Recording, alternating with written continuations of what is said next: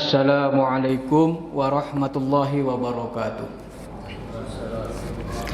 Alhamdulillah wa syukrulillah wa la hawla wa la quwata illa billah. Rabbi zidna ilma warzuqna fahma. Allahumma anfa'na bima 'allamtana wa 'allimna ma yanfa'una warzuqna uluman tanfa'una birahmatika ya arhamar rahimin. Para jamaah kuliah maghrib yang dirahmati oleh Allah, pertama kita memanjatkan puji dan syukur kepada Allah Subhanahu wa taala yang senantiasa memberikan kenikmatan kepada kita semua.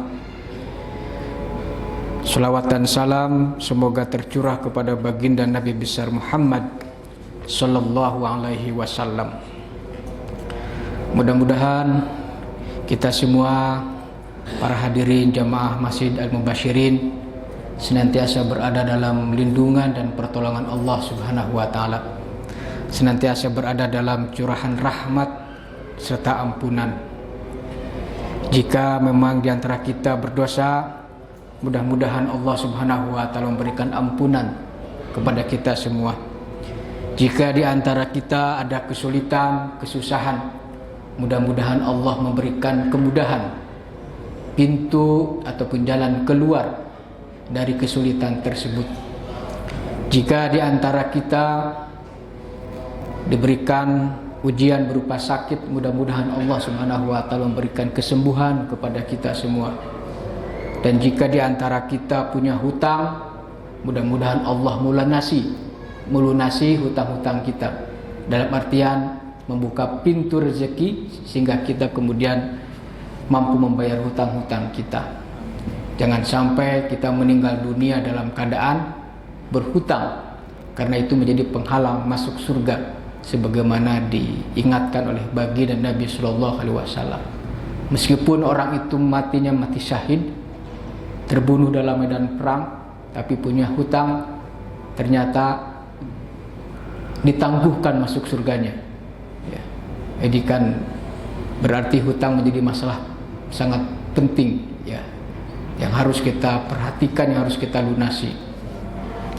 Dan jika di antara kita punya hajat, dan tentunya hajat-hajat yang baik, mudah-mudahan Allah Subhanahu wa taala juga memberikan kemudahan agar kita bisa menunaikan hajat-hajat itu dengan izin Allah. Para jamaah yang dimuliakan oleh Allah, paparan tentang kajian yang lalu intinya adalah yaitu masih berkenaan dengan at-tazkirah ya, peringatan atas kelengahan. Artinya kita dalam hidup ini jangan sampai lengah. Jangan sampai lengah yang kemudian menjadikan kita lalai, abai terhadap kewajiban kita sebagai hamba Allah. Makanya di sini disebutkan oleh Imam Al-Qurtubi ya, penulis buku ini, aduhai orang ini, mana harta yang telah kamu kumpulkan dan mana kekayaan yang telah kamu persiapkan untuk menghadapi berbagai krisis dan kesulitan. Ternyata setelah kamu mati, semuanya terlepas dari tanganmu. Dan setelah mengenyam kekayaan dan kejayaan, jabatan diraih, pangkat dan seterusnya, kamu juga beralih menjadi hina dan tidak punya apa-apa. Artinya boleh jadi di antara manusia itu dirubah, dan bagi Allah tidak sulit, mudah bagi Allah untuk menguji hambanya itu, membolak-balikan keadaan manusia yang tadinya di atas bisa saja menjadi di bawah, atau sebaliknya yang tadinya di bawah naik ke atas gitu ya. Yang tadinya hina menjadi mulia, yang mulia yang dimuliakan bisa saja menjadi dihinakan. Oleh sebab itu kematian ini ya, setiap kematian yang terjadi itu mengingatkan kita supaya kita ini adalah tidak lalai. Makanya dalam hadis yang lain ya, dan ini derajatnya juga sahih, Nabi SAW pernah bersabda, igtanim khamsan qabla khamsin, gitu ya. Itu maknanya sangat mendalam ini hadis ini ya. Kita sering hafal ataupun pernah mendengar, sering mendengar, tapi coba maknanya apa peringatan ataupun pesan Rasulullah tadi. Igtanim khamsan qabla khamsin. Lakukan yang 5, buatlah yang 5 sebelum datang yang 5, gitu kan. Ini nasihat yang sangat penting supaya kita tidak lalai ini. Ya. Yang pertama apa? Kata Nabi, syababak qabla haramik, ya. Yaitu masa muda sebelum datang masa tua. Artinya ketika seseorang itu remaja, masih kuat, masih gagah gitu ya, masih muda, maka hendaklah masa muda itu, usia muda itu digunakan sebaik-baiknya, terutama untuk hal ketaatan kepada Allah Subhanahu wa taala. Masa muda ini harus kreatif ya, memberikan manfaat yang sebanyak-banyaknya ataupun melakukan amal perbuatan yang diridhoi oleh Allah Subhanahu wa taala sebanyak-banyaknya di masa muda itu. Kenapa? Karena nanti kalau sudah tua gitu kan, itu mungkin kita nggak bisa banyak lagi berbuat amal yang banyak gitu, terbatas. Bisa jadi kalau sudah tua, orang juga bisa malas ke masjid ataupun melakukan amal soleh, beraktivitas, bersosial juga sudah malas. Kalau sudah tua inginnya di rumah nyantai. Maka ketika masa muda itulah hendaklah digunakan dengan sebaik-baiknya. Nah itu udah pasti itu ya, udah pasti kita akan mengalami itu, ataupun bapak-bapak di sini sudah mengalami masa muda ya.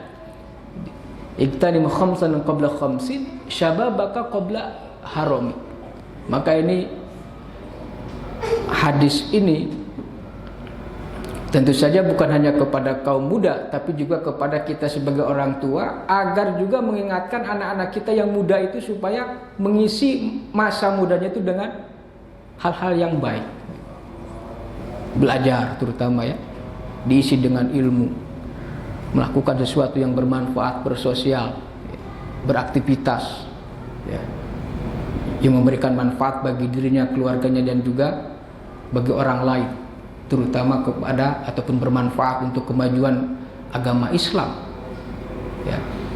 Nah, jadi orang tua di sini juga punya peranan untuk bagaimana mengawal masa anak-anak kita ini yang muda itu ya, untuk diarahkan kepada perkara-perkara yang baik, diingatkan, karena apalagi di zaman sekarang tantangannya sangat besar gitu. Ya, siapa lagi yang mau mengingatkan anak-anak muda kita ini ya, kita orang tuanya ya. Dengan kemajuan teknologi, dengan keadaan sekarang ini yang luar biasa tantangannya, yang bisa melalaikan anak-anak muda, maka di sini peran kita orang tua untuk pengawasan sangat penting untuk mereka. Nah, para jamaah yang dimuliakan oleh Allah. Kemudian yang kedua apa kata Nabi, wasihataka qabla saqamik. Saqam, gunakan masa sehatmu ya, sebelum datang sakit. Masya Allah, sehat itu merupakan kenikmatan yang juga besar. Makanya kata Nabi juga, nikmat sehat ini adalah satu kenikmatan yang sering kali juga dilalaikan ataupun dilupakan oleh banyak orang. Makanya para jamaah yang dimuliakan Allah, ketika kita sehat ini, udah, sebelum datang sakit ini, kita gunakan sebaik mungkin, semaksimal mungkin masa sehat kita untuk mendekatkan diri kita kepada Allah, melakukan hal-hal yang bermanfaat ya, untuk tadi diri kita dan juga untuk orang lain. Entah itu beraktivitas sebagai guru di sekolah-sekolah, entah itu dia beraktivitas di organisasi, ya, melakukan aktivitas dakwah dimanapun dia berada, atau dia itu bekerja sungguh-sungguh untuk menafkahi keluarganya, itu juga hal yang bermanfaat. Ya. Jadi sebelum sakit kan udah gak bisa berbuat apa-apa lagi kita, ya, kalau sudah sakit, apalagi sakitnya sakit berat, ya. Diuji oleh Allah sakit gigi saja, wah, kita udah nggak nyaman untuk melakukan aktivitas, Pak. Ya. Makanya ketika sehat gunakan sebaik-baiknya. Makanya di sini Allah dan Rasulnya mengingatkan kita untuk banyak-banyaklah berzikir siang dan malam, pagi dan petang. Cara kita untuk mengisi waktu diantaranya adalah dengan banyak beribadah, terutama bagi orang-orang Islam, ya, mendekatkan diri kepada Allah Subhanahu wa taala. Wasihataka qabla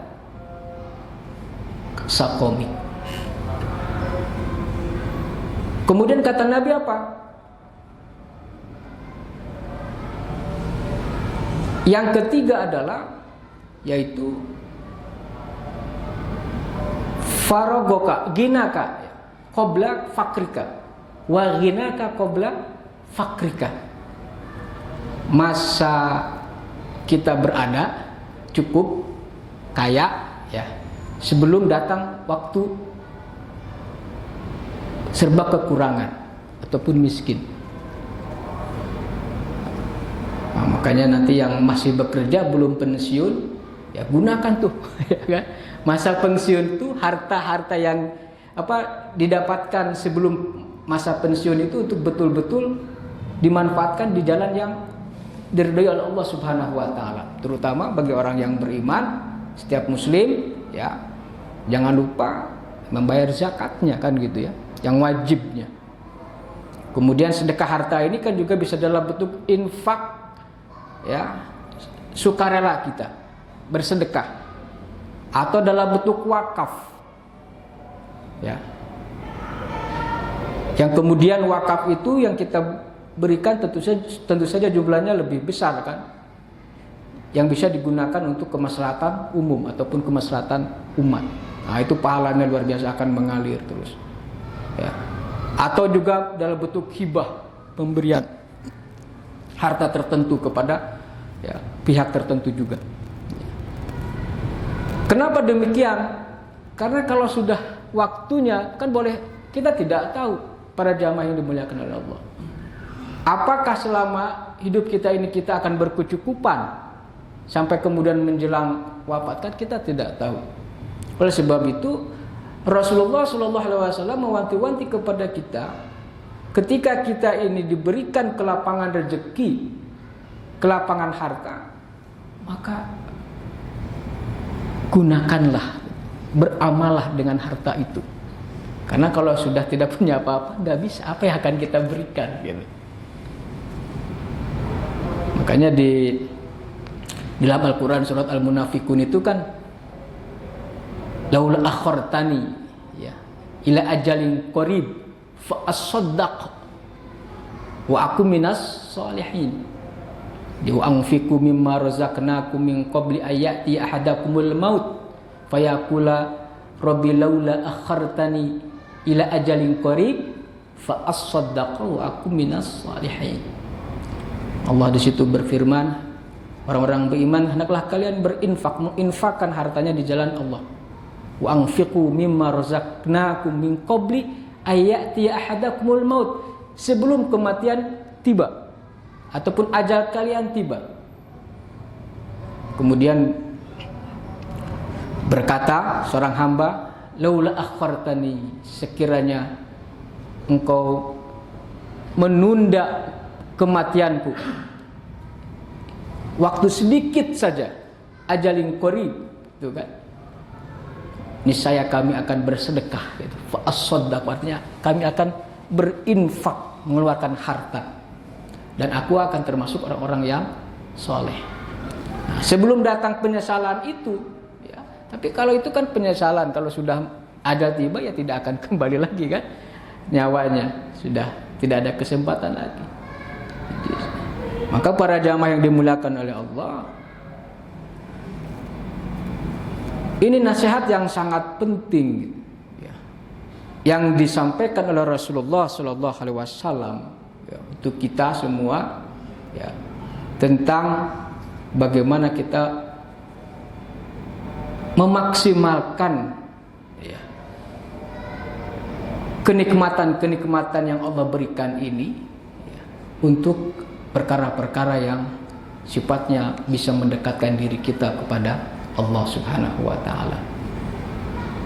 Hanya di sini kita para jamaah yang dimuliakan oleh Allah jangan ragu ya dengan infak ataupun sedekah ini. Terutama kepada kedua orang tua kita. Ya. Ketika kita diberikan rezeki jangan lupa orang tua. Ya, kalau yang di antara kita masih punya orang tua, lalu kemudian karib kerabat saudara, mungkin di antara saudara kita masih ada yang kekurangan harta. Nah, ketika mereka mendapatkan bantuan, entah itu pinjaman ataupun kita memberikan bantuan kepadanya, itu akan sangat dirasakan sekali manfaatnya. Dan bahkan seperti yang juga sudah saya sampaikan sebelumnya, doa-doa yang baik itu akan mengalir dari orang yang menerima bantuan kepada orang yang memberikan bantuan. Doa-doa terbaiknya. Para jamaah yang dimuliakan oleh Allah. Kemudian yang keempat, kata Nabi, wa faragoka qabla syuglik. Singkat saja ya. Farag itu adalah masa waktu luang, masa waktu kosong. Nah, ketika kita tidak sibuk ini, kita gunakan apa kira-kira yang bisa memberikan manfaat gitu untuk diri kita ini, ataupun untuk orang lain, untuk keluarga, untuk anak kita, dan juga untuk orang lain. Kenapa? Karena kalau datang waktu sibuk kita, ya kita juga nggak bisa melakukan kan gitu. Masya Allah, ini luar biasa nasihat Rasulullah ya. Kalau sudah banyak aktivitas ya, yang lain misalkan ya, kesibukan, artinya di sini kita sudah aktivitasnya bersifatnya dunia, terus dunia kan gitu, dia kan sibuk tuh. Nah, biasanya orang kalau sudah sibuk dengan dunianya itu lupa dengan kehidupan akhiratnya itu. Maka di sini Rasulullah mengingatkan, sebelum waktu sibukmu itu tiba, urusan dunia, maka gunakan waktu kosong itu ya, untuk banyak-banyak tadi beribadah kepada Allah Subhanahu wa taala. Walaupun tadi ya, ketika kita sibuk dalam bekerja bagi orang-orang mukmin ya, maka kerjanya dia saja jika diniatkan ikhlas semata-mata karena Allah Subhanahu wa taala, bekerja untuk mencari nafkah halalan thayyibah ya, maka itu juga sebetulnya menjadi ibadah kan begitu ya, menjadi ibadah. Bahkan mendatangkan ampunan dalam sebuah riwayat disebutkan. Kemudian yang terakhir, yang kelima, nasihat yang luar biasa daripada Nabi Sallallahu Alaihi Wasallam, yaitu hendaklah kita menggunakan hidup kita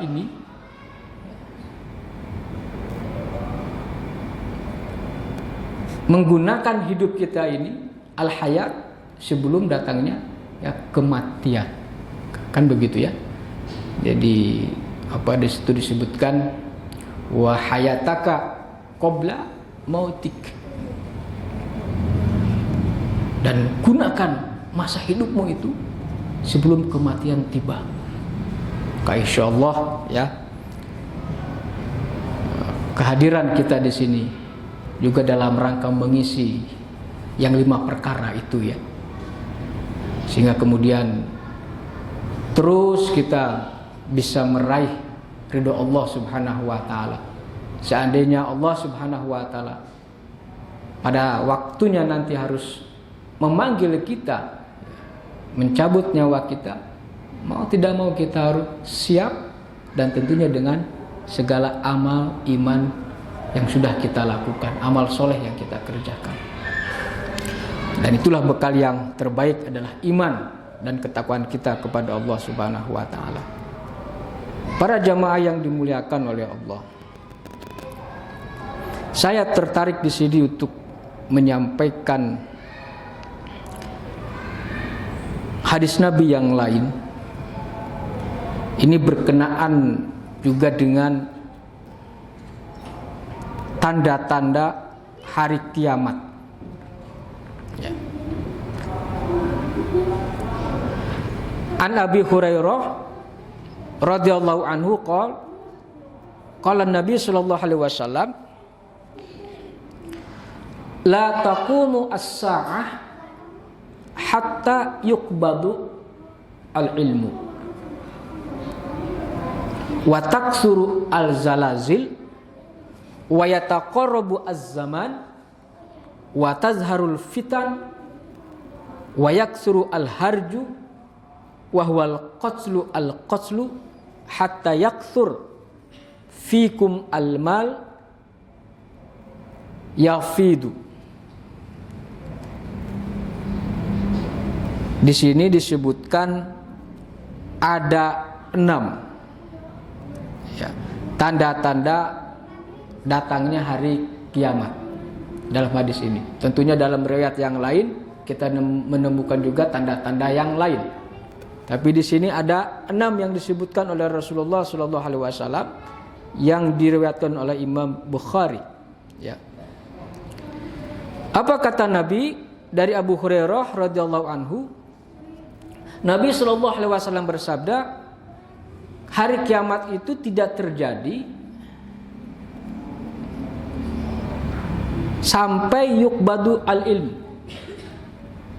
sehingga ilmu itu diangkat, dicabut. Apa yang maksud dengan yukbadu al-ilm itu? Saya menemukan riwayat yang lain ya, yang berkenaan dengan dicabutnya ilmu itu. Dalam riwayat yang juga sahih ya, bahwa yang dimaksud oleh Nabi sallallahu alaihi wasallam tentang qabdul ilm yaitu adalah kata Nabi, innallaha la yaqbidu al ilma intiza'an yang tazi'uhu minal ibad walakin yaqbidul ilma biqabdil ulama. Jadi kata Nabi sallallahu alaihi wasallam, sesungguhnya Allah Subhanahu wa taala itu tidak mencabut ilmu ya dengan serta-merta dari hamba gitu. Tidak sekaligus ya, intizaan yang tazi'u minal ibad. Tetapi bagaimana caranya Allah mencabut ilmu itu? Qabdul ilm, walakin yaqbidul ilm biqabdil ulama, yaitu Allah mencabut ilmu dengan dicabutnya para ulama. Artinya apa? Dengan kematian ataupun kewafatan orang-orang yang berilmu, al-ulama. Artinya di sini ulama yang betul-betul ulama gitu kan. Ya, dia takut kepada Allah, dia mengamalkan ilmunya, akhlaknya baik, kan begitu ya. Ya, banyak ataupun gemar beramal soleh gitu. Ya, ciri-ciri ulama lah ya. Nah, ketika di satu zaman itu sudah mulai banyak para ulama yang meninggal dunia, para alim ulama, orang-orang yang kan manusia bisa menilai gitu kan, pengakuan masyarakat dia itu adalah seorang ulama, kan begitu ya.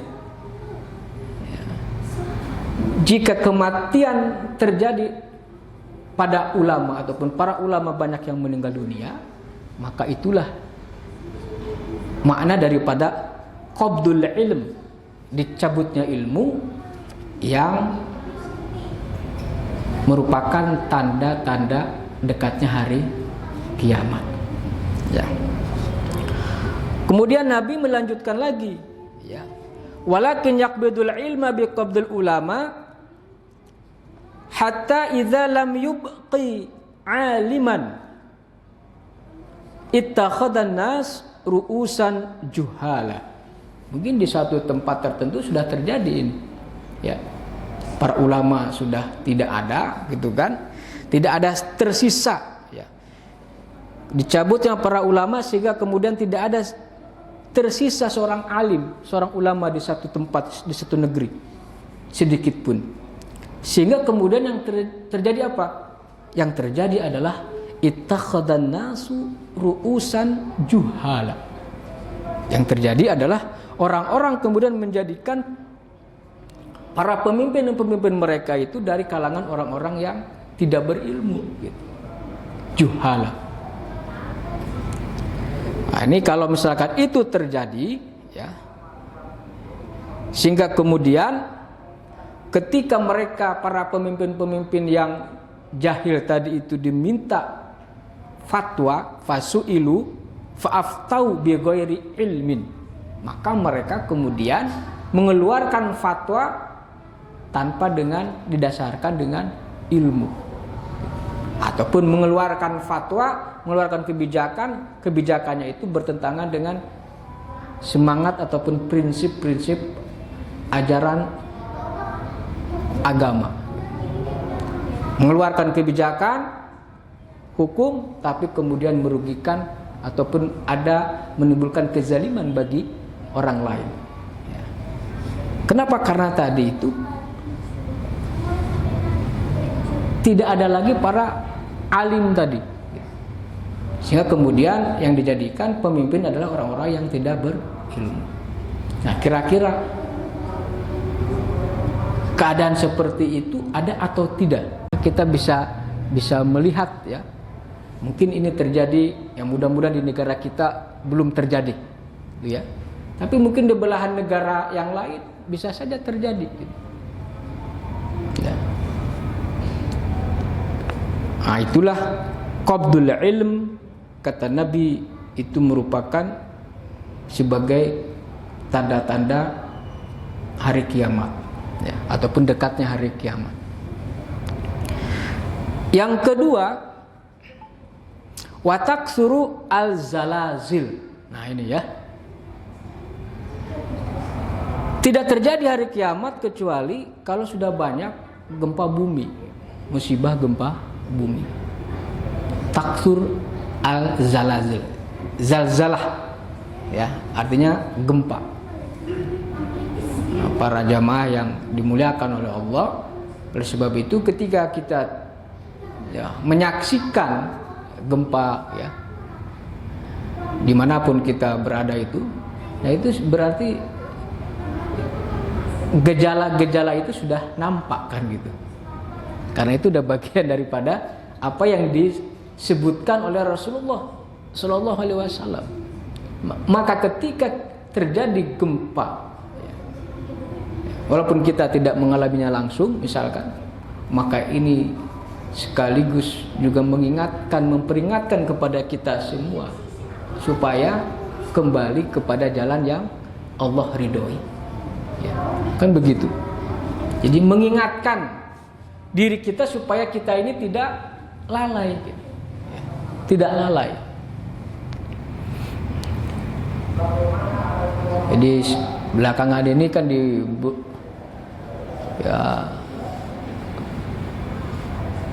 akhir-akhir tahun ini kan biasanya kita sering sekali mendapatkan musibah itu, Pak, ya.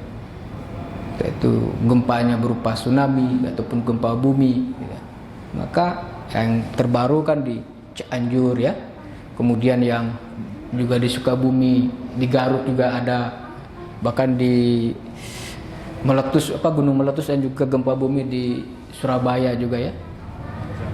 Iya. Nah, ini kan banyak tuh taksur al-zalazil, maka ini mengingatkan kita semua lah supaya kita manusia ini sadar kembali kepada jalan yang lurus. Ya. Kalau misalkan kita orang-orang di antara manusia ada orang-orang yang kafir, kan, gitu, ya, maka sebetulnya ini mengingatkan mereka juga supaya mereka itu, ya, meninggalkan kekufurannya dan mengganti dengan keimanan kepada Allah Subhanahu wa taala. Kan begitu.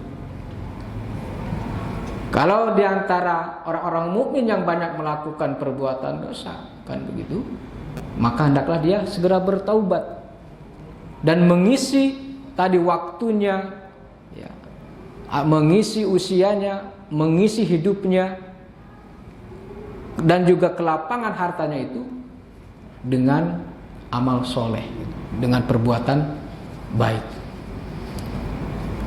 Jadi Al-Zalazil itu ternyata, ini Rasulullah yang mengatakan ya, jika sudah terjadi banyak gempa, itu tanda-tanda hari kiamat.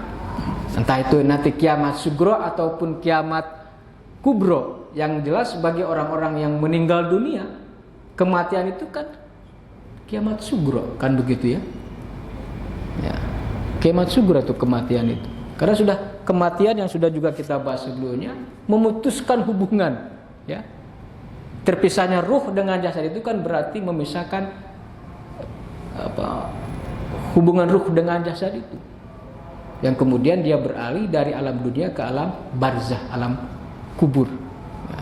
Yang siap-siap nanti untuk menghadapi persidangan ataupun hisab di hari akhirat. Ya, kita harus yakin itu ya. Para jamaah yang dimuliakan oleh Allah.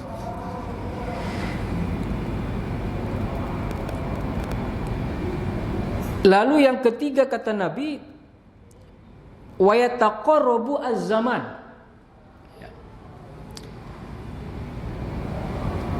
Yataqarrab itu artinya dekat gitu. Az-zaman waktu. Artinya apa? Waktu berlalu berjalan begitu cepat gitu. Dekat sekali. Ya. Dari pagi ke sore tiba-tiba dari pagi udah sore lagi ya gitu kan. Pak. Belum lama kita ngopi pagi hari tiba-tiba udah zuhur aja. Merasakan waktu sudah dekat. Dari minggu Jumat ke Jumat ya. Kemudian Ramadan ke Ramadan ya. Dan seterusnya itu.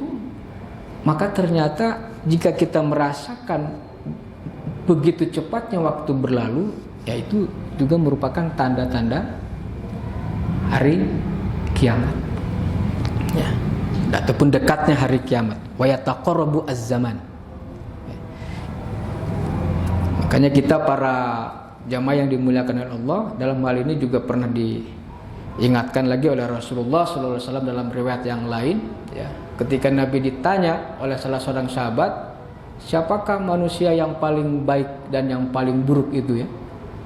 Maka kemudian Nabi menjawab, orang yang paling baik, manusia yang paling baik itu adalah mangtola umuruhu wa hasuna amaluhu gitu. Orang yang paling baik itu adalah orang yang panjang umurnya, panjangkan umur dan bagus amal perbuatannya. Sebaliknya kata Nabi, orang yang paling buruk adalah orang yang panjang umurnya dan buruk amal perbuatannya. Mangtola umuruhu wasa'a amaluhu. Tentu saja kita semua di sini mengharapkan ya, ingin masuk ke dalam yang pertama tadi, dipanjangkan umur, tapi amal perbuatan kita adalah terpuji, ya, mendapatkan ridho daripada Allah Subhanahu wa taala.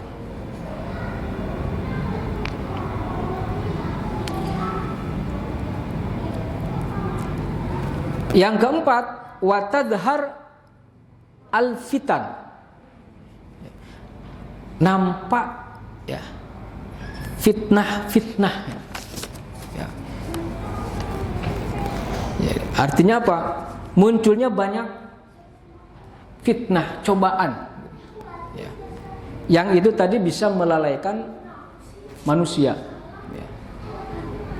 Watadharu fitnah, maka di sini ada keterangan dari Imam Muslim dari Nabi Shallallahu Alaihi Wasallam, ya, berkaitan dengan tadhar fitnah ini ya, munculnya fitnah. Apa pesan Rasulullah? Badiru bil a'mal, sama, ya. dengan konteksnya dengan hadis-hadis yang lain. Bersegeralah